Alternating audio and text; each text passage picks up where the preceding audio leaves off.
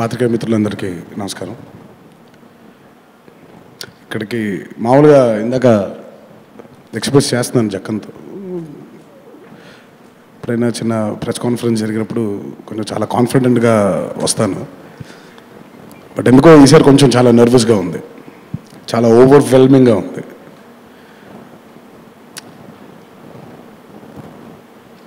ఇది జక్కన్తో 4వ చిత్రం నేను చేయడం. అన్నిటికంటే ఈ చిత్రం చాలా ఒక స్పెషల్ ఫిల్మ్గా నా కెరీర్లో మిగిలిపోతుంది. ఎందుకనంటే జక్కన్తో పనిచేయడం, దానితో పాటు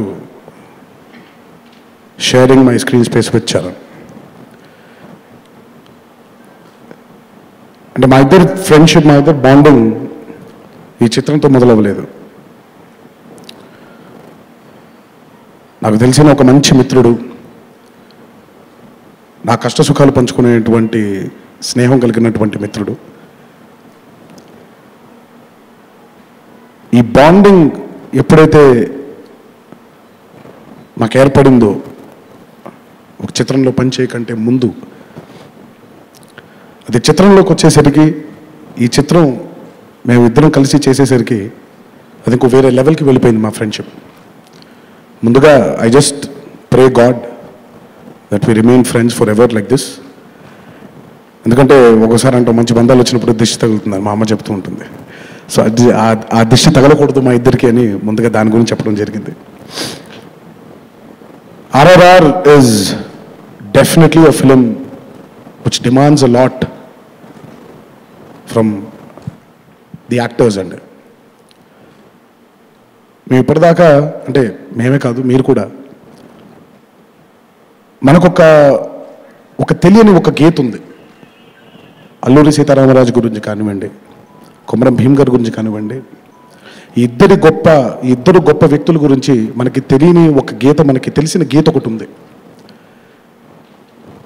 ఇప్పుడు వాళ్ళిద్దరూ మనకి తెలియని గీత, వాళ్ళిద్దరూ గనక కలిసి ఉంటే ఏం జరుగుండేది అనే ఒక తాత్పర్యాన్ని ఎప్పుడైతే దర్శకుడు చిత్రంలోకి తీసుకొచ్చాడో, నటులుగా మాకు అది కొత్తగా అయిపోయింది. It's complete blank. నేను ఎప్పుడు ఒక నటుడికి ఎంత ఇన్ఫర్మేషన్ తక్కువ ఉంటే అంత తన ఎఫర్ట్ బయటకు వస్తుందని నమ్మే వ్యక్తిని నేను. సో ఈ చిత్రం నాకు చరణ్కి నటులుగా ఎదగడానికి ఎంతో దోహదపడుతుంది, ఎంతో దోహదపడుతుంది.